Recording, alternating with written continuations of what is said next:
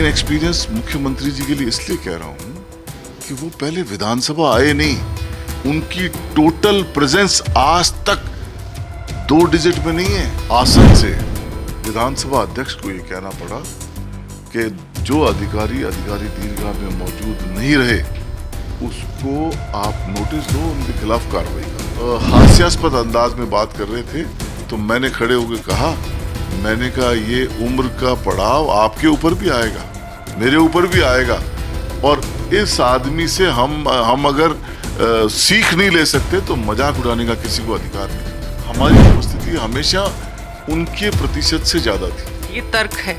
ये तर्क नहीं है, ये एक बात जो आप पूछ रहे हो उसका जवाब दे रहा हूं मैं। हमारी जागरूकता ही रही कि हमने उसको तुरंत बोला कि या तो चर्चा कराओ ही मत, और कराओगे चर्चा तो हर आदमी अपनी पूरी बात रखेगा, ये 2-2 मिनट की बात नहीं चलेगी। नमस्कार, न्यूज 24 देख रहे हैं आप। मैं हूं आपके साथ डॉक्टर मीना शर्मा, और न्यूज 24 पर आज हमारे साथ हैं राजस्थान कांग्रेस में अभी नई जिम्मेदारी मिली है चीफ विप की, रफीक खान। विधानसभा में चीफ विप की जिम्मेदारी मिलने पर आपको बहुत बहुत बधाई रफीक खान जी। बहुत शुक्रिया आपका, और बहुत शुक्रिया आपके पूरे चैनल का और तमाम कांग्रेस की लीडरशिप का, स्पेशली CLP और स्टेट प्रेसिडेंट और हमारे प्रभारी रंधावा जी, इन सभी का मैं शुक्रिया अदा करता हूं, और कार्यकर्ताओं को भी बधाई देता हूं कि उन सब के सहयोग से और सीनियर लीडरशिप के मार्गदर्शन से मुझे ये मौका मिला, तो मैं आप सबको बधाई देता हूं, मुबारकबाद देता हूं। रफीक खान जी, आप क्या सोचते हैं कि ये जिम्मेदारी तमाम सीनियर लीडर्स को छोड़कर दरकिनार करते हुए आपको मिली है, तो क्या वाजिब कारण आप ढूंढते हैं? देखिए, ऐसा है कि ऐसा पहली बार नहीं है। डोटासरा जी जब दूसरी बार विधायक बने पिछले टेन्योर में, जो 13 से 18 का टेन्योर था, तो उनको भी जिम्मेदारी दी गई थी। और जहाँ तक मेरा सवाल है, मैं समझता हूँ कि पहले अभी जब हमारी सरकार थी तो महेश जोशी जी चीफ विप थे और Mahendra ji deputy chief whip थे। तो मैंने महेंद्र जी के साथ मिलके काफ़ी काम किया और काफ़ी एक्टिवली पार्टिसिपेट भी किया मैंने सभी प्रोग्राम में। बाद में महेश जोशी जी मिनिस्टर बन गए और इन्होंने मुख्य सचेतक का काम संभाला, तो मैं इनके साथ कंधे से कंधा मिला के रहा। और जब से ये हमारा नई सरकार बनी है और बीजेपी सत्ता में आई, हम लोग अपोजिशन में आए, तो चीफ विप तो कोई थे नहीं और नेता प्रतिपक्ष जूली जी को बना दिया था, तो इनके साथ भी मैं उसी तरीके से लगा रहा। तो पार्टी ने ये समझा कि भाई ये जब काम कर रहा है तो इसी को मौका दिया जाए, और मुझे मौका मिला। तो मेरी कोशिश ये रहेगी कि जो जिम्मेदारी मुझे मिली है, मेन चीफ विप का काम जब सरकार नहीं होती है और आप विपक्ष में होते हो तो और ज़्यादा बढ़ जाता है और जिम्मेदारी बढ़ जाती है। कौन से मुद्दे उठाने हैं, किस मुद्दे पे बात करनी है, सवाल कैसे होंगे, कितने सवाल लग रहे हैं, क्या पब्लिक से जुड़े हुए सवाल लग रहे हैं नहीं लग रहे हैं, पब्लिक की जो अपेक्षाएं हैं उस पर हम स्थगन ला रहे हैं नहीं ला रहे हैं, उस पर हम ध्यान आकर्षण ला रहे हैं नहीं ला रहे हैं, हम किन याचिकाओं के माध्यम से अपने कॉन्स्टिट्यूंसीज के लिए, राजस्थान के लोगों के लिए हम आवाज़ उठा रहे हैं। तो इन सब बातों का ध्यान फिर हमें रखना पड़ता है। वो हम पिछले 6 महीने से आप देख रहे हो, चीफ विप तो अभी बनाया है मेरे को, लेकिन जब से हम अपोजिशन में आए हैं दिसंबर से ही, और दिसंबर से लेके अब तक ऐसा कोई मुद्दा नहीं रहा जिसमें हमने विपक्ष की भूमिका सक्रिय रूप से नहीं उठाई। और हमारा जो कॉन्स्टिट्यूशन है और जो संसदीय कार्य प्रणाली है, संसदीय ढांचा बना हुआ है, उसमें विपक्ष की भूमिका भी उतनी महत्वपूर्ण है जितनी सत्ता पक्ष की भूमिका होती है। सत्ता पक्ष को काम करना है और विपक्ष को अपने काम का एहसास कराना है कि आप ये गलत कर रहे हो, आप ये सही कर रहे हो। जैसे अभी एक दिन अभी जब एप्रोप्रिएशन बिल पे हमारे नेता प्रतिपक्ष बोल रहे थे, तो पिछला भाषण जब मुख्यमंत्री जी ने दिया, जब एक टेम्पररी बजट दिया था, तो उन्होंने वो एक्सपीरियंस नहीं मुख्यमंत्री जी को, तो मुख्यमंत्री जी ने कह दिया कि ERCP हमारी थी, हमारी योजना थी, हमने मध्य प्रदेश से बात करी, हमने इसको अप्रूव कराई, हमने सेंट्रल गवर्नमेंट से अप्रूव करा लिया, आप पूछने वाले कौन होते हो। तो इस बार जब वो सदन तो उनकी स्पीच के साथ खत्म हो गया, लेकिन जब इस अप्रोप्रिएशन बिल पे जब मुख्यमंत्री जी बैठे हुए थे तो उन्होंने रिमाइंड किया और उन्होंने कहा कि हम वो जिनको जनता ने आपसे सवाल पूछने के लिए यहाँ विधानसभा में बैठाया है जी। तो हमें वो काम करना है कि जो सरकार अगर कोई काम गलत कर रही है या सरकार किसी इश्यू पे, जैसे 2 दिन से बिजली पानी पे चर्चा थी जी, जब आप बिजली पानी की समस्या की बात करते हैं रफीक खान जी, पानी के मुद्दे को लेकर इतना पिछले चुनाव से पहले, विधानसभा चुनाव के बाद, लोकसभा चुनाव से पहले, लोकसभा चुनाव के बाद ERCP सबसे बड़ा मुद्दा इस चुनाव में रहा। लेकिन पानी पर जब बहस होती है तो आपके सांसदों की, आपके विधायकों की संख्या विधानसभा में उपस्थिति की 50% भी नहीं है। ऐसा किसी भी समय नहीं हुआ। हमारी संख्या 66 है अभी विधानसभा में और हर समय हम 50 से ज़्यादा उपस्थित रहे। कुछ हमारी सीनियर लीडरशिप है, जैसे गहलोत साहब बीमार हैं और हरीश चौधरी जी रहे, लेकिन उनको बीच में चूंकि वो एक स्टेट के इंचार्ज भी हैं तो उनको पार्टी के काम से भी जाना पड़ता है। और जब आप 66 में 50 से ज़्यादा हर समय मौजूद रहते हो, इवन संख्या सत्ता पक्ष की कम रहती है। कई बार ऐसी पोजीशन आ गई, इवन कल भी मैंने ये कहा सदन के अंदर कि ये तो हम हैं जो तुम्हारा सदन चल रहा है, वरना तुम्हारे भरोसे तो कोरम भी पूरा नहीं होता है। तो सत्ता पक्ष की संख्या कम रहती है, मिनिस्टर नहीं रहते हैं, अधिकारी नहीं रहते हैं। ये और मजबूरन, पूरी बात सुनिए आप, मजबूरन विधानसभा अध्यक्ष को ये बयान देना पड़ा कि अगर अधिकारी दीर्घा में अधिकारी नहीं रहेंगे तो मेरे को एक्शन लेना पड़ेगा और उनके खिलाफ कार्रवाई करने के लिए संसदीय कार्य मंत्री को आदेश जारी कर दिया आसन के ऊपर से कि संसदीय कार्य मंत्री संज्ञान ले और जो अधिकारी नहीं रहता है अधिकारी दीर्घा में तो उसके खिलाफ कार्रवाई करें। आसन से विधानसभा अध्यक्ष को ये कहना पड़ा कि जो अधिकारी दीर्घा में मौजूद नहीं रहे उसको आप नोटिस दो, उनके खिलाफ कार्रवाई करो। और मंत्रियों को ये कहना पड़ा उनको कि मंत्री समय पे आए और मंत्री जवाब दें। बहुत इनएक्सपीरियंस मंत्री, मैं कह सकता हूँ इनकॉम्पिटेंट मंत्री, जो मंत्री असक्षम है और इनएक्सपीरियंस CM, तो विधानसभा मतलब आप। रफीक खान जी, जब आप कहते हैं इनएक्सपीरियंस CM, आप पहली बार चीफ विप बने हैं, आपके पास कोई एक्सपीरियंस नहीं है, तो फिर यही सवाल आप पर उठेगा कि आप तो पहली बार हैं, दूसरी बार के विधायक हैं, कैसे इस जिम्मेदारी को पूरा करेंगे? मैं विधायक बना 5 साल में विधायक, मेरी प्रेजेंस और मेरी परफॉर्मेंस विधायक के रूप में जो होनी चाहिए मैंने पूरी की और मैंने कार्य प्रणाली को समझा, मैंने क्वेश्चन का मतलब समझा, मैंने आंसर देने की बात को समझा, मैंने स्थगन का जवाब समझा, मैंने ध्यान आकर्षण को समझा, मैंने जो संसदीय कार्य प्रणाली में जो काम होते हैं वो समझा। इनएक्सपीरियंस क्यों कह रहा हूँ? इनएक्सपीरियंस मुख्यमंत्री जी के लिए इसलिए कह रहा हूँ कि वो पहले विधानसभा आए नहीं, और ये सच्चाई है। अब अगर उनको मुख्यमंत्री बनने का मौका मिल गया तो विधानसभा में बैठे, पूरे समय बैठे, पूरे सत्र में बैठे, समझे कार्य को। बीजेपी के विधायक गलियारे में खड़े होके बतियाते हैं, बातें करते हैं, मजाक उड़ाते हैं कि 6 बार 8 बार के विधायक को, जो आदमी जिनकी प्रेजेंस दहाई की संख्या में नहीं है, वो उनको ज्ञान देते हैं कि आप ये काम करो, आप ये काम करो, आप ये काम करो। लेकिन अब तो रफीक खान जी, अब ये जिम्मेदारी आप पर भी आ गई है कि आप शांति धारीवाल जैसे लोगों को ज्ञान दें कि उन्हें सदन में कैसे बात करनी है। शांति धारीवाल जैसे वरिष्ठ नेता को 2 दिन के लिए सदन की कार्यवाही से बाहर कर दिया गया। आपको नहीं लगता कि बहुत ये एक्सपीरियंस्ड लोगों के लिए सीखने लायक बात है कि ऐसा ना करें? आपने बात को डाइवर्ट कर दिया, लेकिन मैं जवाब यहां भी दूंगा।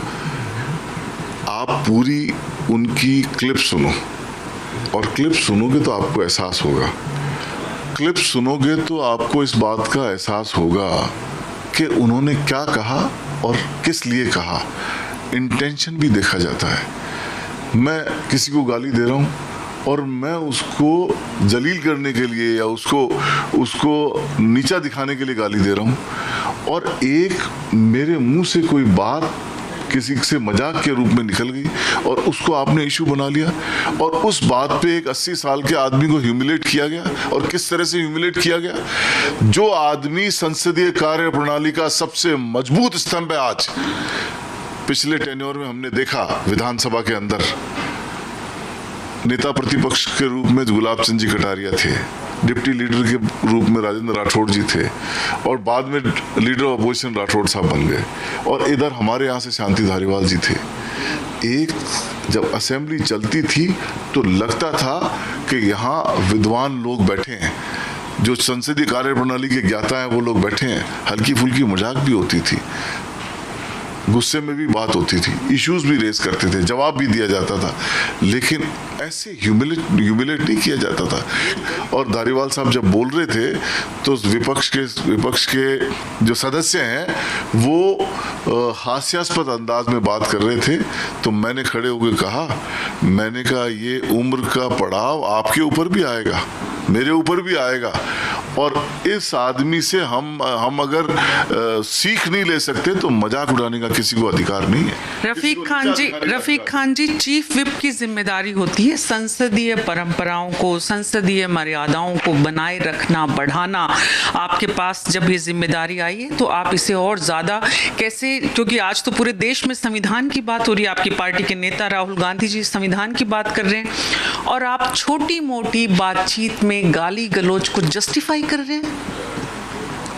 मैंने इस बात को जस्टिफाई नहीं किया है कहीं भी, और हमने बिना शर्त माफी मांगी इस बात के लिए, लेकिन हमने एक कंसिडरेशन भी मांगा कि जिस तरीके से बात निकली मुंह से, आप देखो उसको दोबारा, आपको अंदाजा लगेगा, आप मेरी बात को सेकंड करोगे।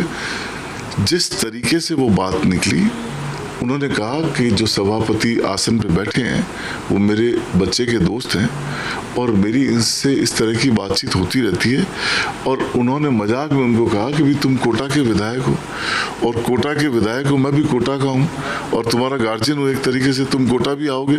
उसको इन्होंने, और इस बीच उनके मुंह से एक अपशब्द भी निकलता है, तो इसको इन्होंने इशू बना लिया।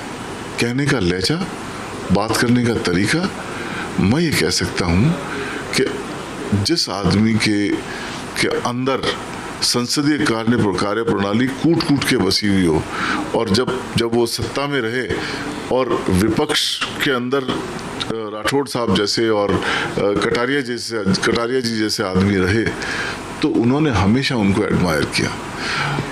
रफीक खान जी, मैं रिपीट नहीं करना चाहती सत्ता पक्ष में रहते हुए उन्होंने किस तरह की शब्दावली का इस्तेमाल किया था, क्योंकि वो समय नहीं है, अब समय आगे देखने का है। और आगे आज आपके पास जितने विधायक बड़ी संख्या में हैं विपक्ष में रहते हुए, आप जब लिस्ट बनाते हैं तो ज़्यादा से ज़्यादा विधायकों को कैसे मौका मिले, इसके लिए आप क्या योजना बना रहे हैं, क्या रणनीति बना रहे हैं कि आपकी पार्टी के जो नए पहली बार के विधायक हैं वो भी सीखें बोलना? नॉट ओनली दिस कि हम बोलने की बात हो, किस मुद्दे पे किसको बोलना है और क्या इशू है, क्या वो इशू ऐसा है कि हम उसको विधानसभा में उठाएं और उससे किसको फायदा हो रहा है, जनता को फायदा हो रहा है, किस तरह की बात हम लेके आए, कौन सा सदस्य कौन सी बात लेके आ रहा है, और वो बात कौन आदमी प्रभावी तरीके से उठा सकता है। जैसे यूडीएच पे चर्चा थी तो हमने धारीवाल साहब से बुलवाया, जब आयुर्वेद पे चर्चा हुई तो हमारी ओपनिंग राजेंद्र पारिक जैसे सीनियर आदमी ने की, और जब किसी और विषय वस्तु पे बात होती है तो फिर हमारे पास हरिमोहन जी जैसे आदमी हैं, जब इरिगेशन और एग्रीकल्चर पे बात होती है तो नरेंद्र बुढ़ानिया जी जैसे आदमी हैं। तो ये देखते हैं कि भाई कौन सा इशू है और कौन आदमी इसको अच्छे से उठा पाएगा। साथ के साथ हम यंग लड़कों से भी तैयारी कराते हैं जो फर्स्ट टाइमर इलेक्ट होके आए हैं, और आप देखोगे हमारे जो इस बार जो पहली बार चुन के आए हैं जो यंग लड़के हैं, उनकी परफॉर्मेंस भी बहुत अच्छी है, सुबह से लेकर शाम तक बैठते हैं। जैसे मैंने आपको कहा कि पानी पे चर्चा हो रही थी तो पानी पे चर्चा हो रही थी तो बीजेपी के जयपुर शहर का एक भी विधायक नहीं। कुल 60 विधायक थे और आपके 70 विधायक हैं, सत्ता पक्ष के 15-20 भी होंगे, तब भी समझ में आता है कि आपकी उपस्थिति 50% नहीं थी। हमारी उपस्थिति हमेशा उनके प्रतिशत से ज्यादा थी। ये तर्क है?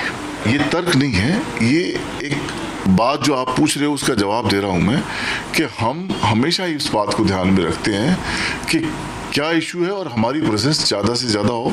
और एक बात और मैं बता दूंगा आपको कि अभी तक जैसे मेरे को 29 तारीख को, मैं काम तो यही कर रहा था, लेकिन 29 तारीख को मेरी ये हैसियत हो गई कि मैं ऑफिशियली भी कुछ कह सकूं। उससे पहले मैं एक विधायक के रूप में काम कर रहा था और मेरी रिस्पॉन्सिबिलिटी थी कि भी ज़्यादा से ज़्यादा मुद्दे हम जनता के उठाएं। और मैं समझता हूं कि प्रेजेंस का तो हमें ध्यान रखना ही रखना है, लेकिन जो सबसे बड़ी बात है, सबसे ज़्यादा जो हमें ध्यान रखना है, वो इस बात का ध्यान रखना है कि हम कैसे जनता से जुड़े हुए मुद्दों पे मंत्रियों का, सरकार का ध्यान आकर्षण करें। जयपुर शहर सड़ रहा है, ऊपर से बारिश हो गई बहुत तेज, तो ऐसे इश्यूज, हमने बारिश हुई, अतिवृष्टि हो गई जयपुर शहर में, हमने आपदा का एक आर्गुमेंट के लिए, एक बहस के लिए 2 घंटे की चर्चा तय कर दी 5 या 6 को। तो जो इश्यूज हैं, खाद्य सुरक्षा का एक मसला है, नगर निगम से जुड़ी हुई समस्याओं का मसला है, बिजली पानी का मसला है, जो इश्यूज पब्लिक को डायरेक्टली टच करते हैं, उन इश्यूज पे हमने अपनी आवाज़ बुलंद कर रखी है। हमने ये तय कर रखा है कि हमें इस बात को नहीं देखना है कि मंत्री कैसा जवाब दे रहे हैं। बहुत से समय आप गौर करोगे, आप उनकी रिकॉर्डिंग निकाल के देखोगे, उन्होंने फेक आश्वासन दे दिए। लेकिन कई बार आपने जब कहा कि आप इश्यूज रेज करते हैं तो विधानसभा अध्यक्ष को कहना पड़ा कि भाई डोटासरा जी, आप जो आपका जूली जी के साथ कंपटीशन है उसको पार्टी तक रखें, यहाँ विधानसभा में नहीं। आप महसूस करते हैं कि डोटासरा जी को उतना नहीं बोलना चाहिए? डोटासरा जी को बोलना चाहिए और खूब बोलना चाहिए। नेता प्रतिपक्ष की अपनी लिमिटेशन है और अपनी गरिमा है। नेता प्रतिपक्ष अपनी गरिमा को मेंटेन करते हुए सारे इश्यूज पे अपनी बात रखते हैं, और जो जनरल पब्लिक से जुड़े हुए मुद्दे हैं, डोटासरा जी क्यों नहीं रखें? डोटासरा जी हम सबके नेता हैं, कांग्रेस पार्टी के लीडर हैं, स्टेट प्रेसिडेंट हैं, हमारे अध्यक्ष हैं, तो वो रखेंगे, उठाएंगे बात। उनको ये बात नहीं पच रही कि डोटासरा जी क्यों इतना बोलते हैं, क्यों, इस बात का रीजन क्या है? इस बात का रीजन ये है कि जब वो सवाल पूछते हैं तो सत्ता पक्ष निरुत्तर हो जाता है। लेकिन विधानसभा अध्यक्ष को इस बात, विधानसभा अध्यक्ष अगर कह रहे हैं तो संवैधानिक मर्यादाओं के तहत कह रहे हैं। विधानसभा अध्यक्ष की ड्यूटी है, उनकी मोरल रिस्पॉन्सिबिलिटी है कि वो विधानसभा चलाएं। आपने विधानसभा अध्यक्ष के काम को आप कैसे देखते हैं, कैसे आंकते हैं? विधानसभा अध्यक्ष का काम मैं समझता हूं कि वो अपनी जिम्मेदारी निभा रहे हैं, और अपनी जिम्मेदारी में जो ये जरूर है कि वो उनका सत्ता पक्ष का फेवर कर जाते हैं, बचा जाते हैं। और कई बार कई मौके ऐसे आए कि जब हर रोज 1 या 2 सवाल या 3 सवाल के ऊपर सत्ता पक्ष गिर जाता है और जवाब नहीं दे पाता। और होता ये है कि हमारा सदस्य खड़ा होकर कहता है कि जवाब मेरे को मिल गया, अब मैं मेरा पूरा क्वेश्चन पूछ लेता हूँ, सप्लीमेंट्री क्वेश्चन पूछ लेता हूँ। और जैसे ही वो सप्लीमेंट्री क्वेश्चन पूछता है, मंत्री उसी जवाब को पढ़ने लग जाता है। तो हम कहते हैं भी ये तो जवाब मिल गया, अब जो पूरा क्वेश्चन पूछा है सदस्य ने, उनका जवाब दो। तो उनका इसका क्या कारण मानते हैं आप ऐसा होने का? इनका सबसे बड़ा कारण ये है कि इनएक्सपीरियंस्ड सीएम और इनकॉम्पिटेंट मिनिस्टर्स। ये बात तो आप पहले दिन से कह रहे हैं, लेकिन मुख्यमंत्री के 6 महीने के काम को आपने देखा भी है, तो 6 महीने के कार्यकाल को आप कैसे आंकते हैं? 6 महीने का कार्यकाल, पहले 5 महीने के कार्यकाल का जवाब तो दे दिया लोकसभा चुनाव ने कि भाई क्या कार्यकाल में क्या खूबियां खामियां रही। और अब ये जो बाद का कार्यकाल है, इसका जवाब इनको 5 विधानसभा चुनाव में मिल जाएगा। इतनी जल्दी, मैं पर्टिकुलरली सीएम पे एलिगेशन नहीं लगा रहा, लेकिन मैं पूरी सरकार पे एलिगेशन लगा रहा हूँ। इतनी जल्दी विद इन 6 मंथ इतनी एंटी इनकम्बेंसी आज तक राजस्थान में किसी भी सरकार की नहीं हुई। और मुख्यमंत्री जी की भी मैं बुराई नहीं करना चाहता। अशोक जी की सरकार आई थी पिछली बार, एक सांसद आप ले नहीं पाए थे, 25 के 25 सांसद बीजेपी के थे। इसका भी आंसर देता हूं, पहले मेरी पूरी बात करता हूं। मुख्यमंत्री जी भले आदमी हैं, लेकिन भले खाली भले होना मापदंड नहीं है सीएम बनने का। जब आपको सीएम बन गए आप, तो आपको बागडोर संभालनी चाहिए और विधानसभा में प्रेजेंस हो और जनता के भी काम हो। जनता के काम नहीं हो पा रहे, आम आदमी त्राही त्राही कर रहा है। जब आप पूरी सरकार के मंत्रियों पर सवाल उठाते हैं रफीक खान जी, तो एक बात और आई थी और वो ये थी कि शैडो गवर्नमेंट अपोजिशन बनाएगा। आप क्योंकि चीफ विप बने हैं, उस तरफ कुछ सोच रहे हैं कि शैडो गवर्नमेंट बनाएं आप? देखिए, ऐसा है, जो पहले आपने एक सवाल पूछा कि 25 की 25 सांसद आप भूल गए, मेरे से आंसर लेना था आपको, लेकिन मैं सब सवाल का जवाब देने के लिए तैयार हूं। 2 बार इनको मौके मिले राजस्थान से और 2 बार मौका इनको मिला और इन्होंने राजस्थान के लिए कुछ नहीं किया, न सांसदों ने कुछ किया। इस बार 11 सीटें हार गए, 25 की 25 जीतने की बात कर रहे थे, 5 लाख वोटों से जीत की बात कर रहे थे। ईआरसीपी एक बहुत बड़ा मुद्दा रहा, ईआरसीपी से एमओयू कर लिया, सदन के पटल पे नहीं रख रहे हैं। हमने आवाज उठा रहे हैं, रोज उठाई, और मैं ये शिकायत आप लोगों से भी करूंगा कि जितनी भी मीडिया हाउसेस हैं वो क्यों नहीं बोल रहे, वो जब आपने एमओयू कर लिया, वो बीजेपी की प्रॉपर्टी नहीं है, वो राजस्थान सरकार के आम आदमी की प्रॉपर्टी है। राजस्थान की जनता को ये जानने का अधिकार है कि आपने क्या एमओयू किया है और उसमें राजस्थान के लोगों का क्या भला हो रहा है। आप एमओयू क्यों नहीं रख रहे? एक बात बताइए रफीक खान जी, आप लोग जब भी मीडिया से सीधे सवाल करते हैं, मीडिया पर सवाल उठा देते हैं, क्या अपोजिशन वाकई में इतना कमजोर है राजस्थान में कि 8 महीने हो गए और आप सरकार से 6 महीने पहले तैयार हुआ एमओयू ले नहीं पा रहे, न विधानसभा के बाहर न विधानसभा के अंदर? इतना कमजोर विपक्ष है।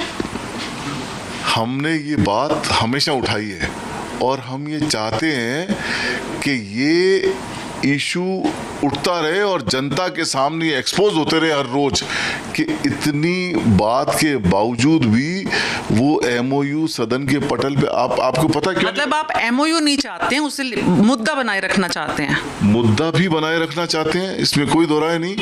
और हम ये चाहते हैं एमओयू तो हम रखेंगे, ये देंगे तो भी रखेंगे और नहीं देंगे तो भी रखेंगे, लेकिन हम इनको बेनकाब करके रखेंगे। ऐसा क्या है एमओयू में जो ये देना नहीं चाहते हैं?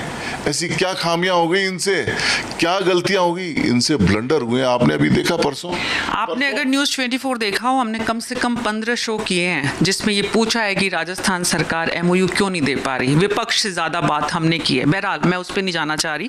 मैं आपसे ये पूछना चाह रही हूँ कि शैडो गवर्नमेंट की बात मैंने आपसे की, क्या आप उस दिशा में कोई काम कर रहे हैं? मेरा एलिगेशन आपको छोड़ के, ठीक है, शुक्रिया। तो मैं ये कह रहा हूँ, मेरा पर्टिकुलरली किसी मीडिया हाउस के लिए बात नहीं है, लेकिन जब कोई चीज़ विपक्ष उठाता है और विपक्ष को उसका जवाब नहीं मिलता, तो ये मीडिया का भी दायित्व है कि जनता से जुड़ी हुई ऐसा प्रश्न जिसको सारी दुनिया जानना चाहती है, वो जरूर जनता के सामने आना चाहिए। और रही बात शैडो गवर्नमेंट की,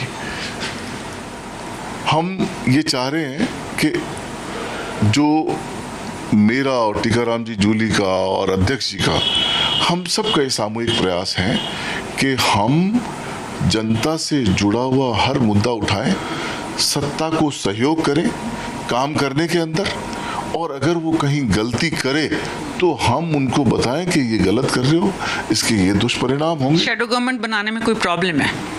शैडो गवर्नमेंट बनाने में कोई प्रॉब्लम नहीं है। हमारा बिल्कुल इरादा है कि हम सरकार को हर मुद्दे पे साथ दें, लेकिन जनता के काम के लिए सरकार आगे आए और काम करे। पानी का एक बहुत बड़ा बिल लेके आए, आपने सुना होगा। जी जी। बिल का टाइटल था जल संरक्षण, और बिल कहाँ चला गया? बिल चला गया एक्सटॉर्शन पे, संरक्षण तो खत्म हो गया, कंज्यूमर का एक्सटॉर्शन।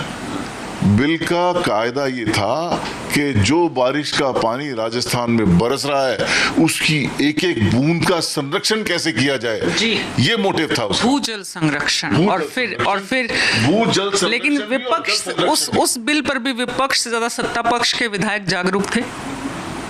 उस बिल पे हमारा नंबर आता और हम बोलना शुरू करते, उससे पहले उनको पता लग गया और उन्होंने बिल को वापस ले लिया। और हालत ये हुई कि सत्ता पक्ष के साथी भी, उन्होंने भी ये कह दिया कि इस बिल को जनमत जानने के लिए प्रचारित करना चाहता हूँ। मतलब तो शेडो गवर्नमेंट पे आपने कहा आप बनाना चाहते हैं, और अभी क्या स्थिति है उस पर आपकी स्पष्टता नहीं है। अभी ये हमारा एक तरीके से पहला सत्र है। पहला जो सत्र आया, वैसे तो दूसरा सत्र है, पहला जो सत्र आया वो सत्र लिमिटेड था। लिमिटेड टाइम के लिए उन्होंने बजट लिया, लेकिन ये पूरा बजट सत्र था। और इस पूरे बजट सत्र में हमारी ये कोशिश रही कि हम सरकार को ज़्यादा से ज़्यादा सहयोग करें ताकि सरकार काम कर सके। और जिन मुद्दों पे सरकार विफल है, जिन मुद्दों पे सरकार कुछ भी काम करने, जैसे बहुत सारी पॉलिसीज हैं, चिरंजीवी योजना इन्होंने बंद कर दी, सिर्फ इसलिए बंद कर दी कि वो एक रोल मॉडल थी पूर्व मुख्यमंत्री अशोक गहलोत की योजनाओं का, जो पूरी न केवल राजस्थान बल्कि पूरी दुनिया इसको एक आइडियल स्कीम के रूप में देख रही थी। ऐसा मान रही थी कि इससे ज्यादा बेटर स्कीम पूरी दुनिया में कहीं। ये सारे मुद्दे जो आप बता रहे हैं, इन पे अभी आपके पास बहुत समय है, लेकिन क्योंकि चीफ विप बने हैं तो नए विधायक जो आ रहे हैं, आप बताते हैं बार बार कि मुख्यमंत्री जी पहली बार के विधायक हैं।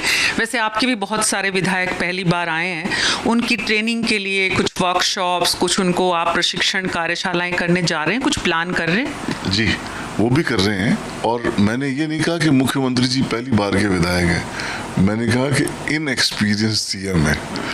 पहली बार के विधायक तो जो आदमी पहली बार बनता है वो बनता ही है, एक कभी न कभी शुरुआत होती है। मैं भी पिछले बार पहली बार बना, लेकिन सीएम के लिए इनएक्सपीरियंस मैंने बोला आपको, क्योंकि विधायक मैंने ये भी बोला आपको कि अभी तक उनकी प्रेजेंस हाउस में आप काउंट करोगे तो 2 डिजिट में नहीं पहुंचती है। तो बहरहाल सीएम उनको बना दिया, सीएम है वो, लेकिन उनको ये चाहिए कि वो भी विधायक के जो कार्य हैं और जो संसदीय कार्य प्रणाली को समझे, ज़्यादा से ज़्यादा टाइम विधानसभा को दे। और मैं ये भी कह रहा हूँ कि आप सवाल पूछने में भी बहुत खिलाड़ी हो, लेकिन मैं जवाब में कोई कमी नहीं रखूँगा आपको। तो मैं ये कह सकता हूँ कि मुख्यमंत्री जी को ज़्यादा से ज़्यादा समय जब भी मौका मिले असेंबली में देना चाहिए, संसदीय कार्य प्रणाली को समझना चाहिए। और ऐसे शब्द जो वो यूज़ कर गए कि आप कौन, और टीकाराम जी कहे कि हम वो जिनको जनता ने आपसे सवाल पूछने के लिए भेजा, तो ये सब बातें उनको समझनी चाहिए कि नेता प्रतिपक्ष का क्या रोल है, लीडर ऑफ हाउस जो सीएम है उनका क्या रोल है, और दोनों की अपनी अपनी जिम्मेदारियां हैं। सत्ता पक्ष को कोई राजाई शासन करने के लिए ग्रीन सिग्नल नहीं मिल गया है, उनको एक जनादेश मिल गया कि आप सरकार चलाओगे, और हमें जनादेश मिल गया कि आप इनसे सवाल पूछोगे और आप इनसे जहां ये गलती करेंगे आप इनसे काम कराओगे। तो रफीक खान जी, सवाल पूछना मेरा काम है जनता के लिए, और जवाब भी मैं जनता के लिए लेती हूँ। तो सवाल मेरा ये था कि आप किस तरह की प्रशिक्षण कार्यशालाएं कर रहे हैं, कुछ योजना बना रहे हैं, वो थोड़ा विस्तार से बताइए चीफ विप के रूप में। बिल्कुल नहीं, हम ये वर्कशॉप करेंगे। अभी हमने मैंने और जो हमारे डिप्टी लीडर बने रामकेश जी, हम दोनों ने मिलकर के जो हमारा कांग्रेस विधायक दल है उनकी एक मीटिंग भी रखी और डिनर भी ऑर्गेनाइज किया। और चूंकि पार्लियामेंट चल रही है, पार्लियामेंट और हमारे जो प्रभारी हैं वो पार्लियामेंट में बिजी हैं और इधर असेंबली चल ही रही है, तो इस असेंबली सेशन के बाद में समय समय पे हम वर्कशॉप भी रखेंगे, मुद्दे भी रखेंगे, और अगला जो सत्र शुरू होगा उससे पहले हम सारी चीज़ तय करेंगे कि भी हमें किस तरह से काम करना है, कैसे हमें ध्यानाकर्षण उठाना है, कैसे हमें स्थगन प्रस्ताव लाने हैं और कैसे हमें याचिकाओं का इस्तेमाल करना है अपनी अपनी विधानसभा में फायदा लेने के लिए, कैसे हमें कट मोशंस यूज करने हैं, कौन से मुद्दे पे चर्चा होनी चाहिए। जैसे बहुत सारे दिनों से ये बहुत सालों से मैं कह सकता हूं कि बिजली पानी पे चर्चा नहीं हुई, और अब जब बिजली पानी पे चर्चा हुई तो एक बहुत सार्थक चर्चा हुई। सरकार को भी पता लगा कि पानी तो हम दे ही नहीं पा रहे हैं, और जिस तरीके से पानी का दोहन हो रहा है उसको हमें कैसे यूज़ करना है, हमने हमारी एसेट्स को कैसे यूज़ करना है। और बिजली के लिए बिजली और पानी ऐसी चीज़ है, बिजली तो आप फिर बना सकते हो, फिर प्लांट लगा सकते हो, 5 साल बाद, 3 साल बाद, 4 साल बाद, 5 साल बाद प्रोडक्शन में आ सकता है, लेकिन पानी आप बना नहीं सकते हो। तो ये जो भूजल संरक्षण विधेयक था, इसके मतलब इस पर सरकार का बैकफुट पर जो सरकार गई, उसमें आप विपक्ष का कंट्रीब्यूशन मानती है या सत्ता पक्ष के विधायकों का? इसमें इन्होंने क्या किया कि बिल तो ले आए और इनको गलती का एहसास हो गया, तो ये बोले 2 मिनट से ज़्यादा नहीं बोलेगा, 1 मिनट से ज़्यादा नहीं बोलेगा, तो उसी में हमने ऐतराज़ कर दिया। मैं और हमारे लीडर टीकाराम जूली जी, हम दोनों विधानसभा अध्यक्ष के पास गए, इमीडिएट मीटिंग कॉल हुई, जोगाराम जी ने अपनी गलती मानी और उन्होंने कहा कि सरकार की गलती है, मैं इस बिल को हटा देता हूँ, सेलेक्ट कमेटी में ट्रांसफर कर देता हूँ, सिर्फ पानी पे चर्चा करेंगे और पानी पे जब तक एक एक सदस्य नहीं बोल लेगा तब तक पानी की चर्चा खत्म नहीं होगी। तो वो हमारी जागरूकता ही रही कि हमने उसको तुरंत बोला कि या तो चर्चा कराओ ही मत, और कराओगे चर्चा तो हर आदमी अपनी पूरी बात रखेगा, ये 2-2 मिनट की बात नहीं चलेगी। और हुआ ये, इसकी शुरुआत हो गई अजमेर जिले से ही, और अनीता बदेल को बोलने का मौका मिला और बोलने से पहले उनकी बात खत्म कर दी गई, उनका माइक बंद कर दिया गया। तो इस तरह से शुरुआत हुई, उसी में हमने ऐतराज जता दिया, उसमें उनको बिल वापस लेना पड़ा, सेलेक्ट कमेटी को भेजना पड़ा। बिल में बहुत सारी कमियां हैं, बिल में जल संरक्षण नहीं है, बिल में एक्सटॉर्शन है किसानों का, बिल में एक्सटॉर्शन है इंडस्ट्री का, बिल में एक्सटॉर्शन है कंज्यूमर्स का, बिल में एक्सटॉर्शन है गरीब आदमी का। बिल में एक्सटॉर्शन बिल का ये मामला है कि अगर ऐसा बिल आ गया तो राजस्थान की सारी इंडस्ट्री जयपुर से ट्रांसफर हो जाएगी, माइग्रेट कर जाएगी, किसानों का शोषण होने लग जाएगा। ये ब्यूरो किसानों की जब आप बात करते हैं रफीक खान जी, तो राजस्थान के कांग्रेस के अभी की जो प्रदेश अध्यक्ष हैं वो किसानों की आवाज, बिकॉज जाट नेता के रूप में उन्होंने अपनी जो पहचान बनाई है। बीजेपी का प्रदेश अध्यक्ष बदल गया है, आपके भी प्रदेश अध्यक्ष के बदलने की चर्चाएं थी। हमारे प्रदेश अध्यक्ष का अभी 4 साल पूरे होने का जश्न मनाया हमने, ठीक उसी दिन जिस दिन मुझे पार्टी ने जिम्मेदारी दी। और मैं आपको थोड़ा सा करेक्ट कर दूं, जाट वो बाई कास्ट हैं लेकिन सब जाति के नेता हैं। जाट उनकी जाति जाट कह सकते हो आप, लेकिन उनकी लीडरशिप में हमने 11 लोकसभाएं जीती है, हमने भरतपुर भी जीता है, तो हमने हनुमानगढ़ भी जीता है। कहा तो ये जा रहा है सचिन पायलट जहां जहां गए वहां चुनाव जीते हैं लोकसभा के। हमने हनुमानगढ़ भी जीता है, तो हमने बाड़मेर भी जीता है। सचिन पायलट की क्या भूमिका लोकसभा चुनाव जीत? सचिन पायलट भी कांग्रेस के लीडर है, कोई बीजेपी के लीडर थोड़ी है, वो भी कांग्रेस के लीडर हैं, और उनके अगर कंट्रीब्यूशन से सीट जीतते हैं तो इससे अच्छी बात क्या हो सकती है। लेकिन लीडरशिप स्टेट प्रेसिडेंट डोटासरा जी है, और इसका अगर संज्ञा, अगर जब आप किसी चीज़ की माइलेज जब मिलती है, आप स्टेट प्रेसिडेंट होते हो, आज मैं चीफ विप हूँ, और मेरे टेन्योर के अंदर अगर मैं अपनी जिम्मेदारी बखूबी से निभा सकूं तो ऑब्वियसली उसकी क्रेडिट मुझे मिलेगी। और जो लीडर ऑफ अपोजिशन है, जो हमारे सबके लीडर हैं, सदन के नेता हैं, उनको उसकी क्रेडिट मिलेगी कि भाई वो उनकी लीडरशिप में ये काम हुआ। तो स्टेट प्रेसिडेंट डोटासरा जी हैं। तो वैसे ही जैसे आप चीफ विप हैं, टीकाराम जी लीडर ऑफ अपोजिशन है, वैसे ही सदन के नेता भजनलाल शर्मा जी हैं, जिन पर आपने सबसे ज़्यादा हमले किए हैं। लेकिन जब आप मुख्यमंत्री के रूप में उन्हें देखते हैं सदन के भीतर, उनके बजट पर रिप्लाई को देखते हैं, तो कितने नंबर देते हैं मुख्यमंत्री को? देखिए, मैंने उन पे हमले नहीं किए, मैंने ये कहा है कि मुख्यमंत्री जब बने तो थोड़ा एक्सपीरियंस होना जरूरी है। मैंने इनएक्सपीरियंस बोला है, और इसमें कोई गलत बात नहीं है। सही को आप सही बोलो और गलत को गलत बोलो। हो सकता है 2 साल बाद वो बहुत ज़्यादा सीख जाए काम, और इसी कारण से ब्यूरोक्रेसी हावी है।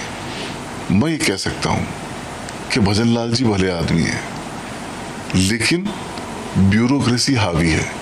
उनके मंत्री ने एक्सेप्ट कर लिया कि मैं नीचे चला जाऊंगा तो हर शाख के ऊपर करप्शन है, किसी अधिकारी को छोड़ ही नहीं पाएंगे फील्ड के अंदर, इतना करप्शन है। ये इनके मंत्री एक्सेप्ट कर रहे हैं, तो इसका मतलब ये है कि पूरे तंत्र के ऊपर ब्यूरोक्रेसी हावी है। मेरी विधानसभा के अंदर एक बिल्डर को फायदा पहुंचाने के लिए एक डीसी 70 साल से, जो 50 साल से दुकान किराए पे है, 40-45 साल का एक किराएदार है, 50 साल का एक किराएदार है, उसको ये क्या क्या सील कर देता है कि आपके पीछे निर्माण चल रहा है, और निर्माण कराने वाला ही उसको सील करवा देता है ताकि दुकान खाली हो जाए। तो इस तरह के नज़ारे हैं। और फिर उसको 8 बार का सर्वाधिक जीता हुआ विधायक जब फोन करता है उस अधिकारी को, तो वो उनके काबू में नहीं आता है। मैसेज ये आता है कि ये तो चीफ सेक्रेटरी के साथ में काम किया हुआ है, ये आपसे नहीं दबेगा। एक डीसी 8 बार का, जो सर्वाधिक 200 विधायकों में सबसे बार जीता हुआ विधायक है, जिसको सबसे ज्यादा आज की तारीख में संसदीय कार्यप्रणाली का ज्ञान है, उनको अपनी ब्यूरोक्रेसी का हवा बता देता है। जी, बहुत बहुत शुक्रिया। कहता हूं कि इसी तरह से ब्यूरोक्रेसी हर जगह हावी है। जी, बहुत बहुत शुक्रिया रफीक खान जी, न्यूज़ 24 से बात करने के लिए। तो कुल मिलाकर पूरी चर्चा के बाद संसदीय परंपराओं को कैसे कायम रखेंगे, विपक्ष के जनता के मुद्दों को सदन में कैसे उठाएंगे, आखिरकार रफीक खान भी वहीं आ गए जहां से विपक्ष लगातार शुरू से सरकार बनने के बाद हमले कर रहा है मुख्यमंत्री भजन लाल शर्मा और उनकी सरकार पर कि ब्यूरोक्रेसी हावी है। न्यूज़ 24 पर आज मेरे साथ इतना ही। नमस्कार।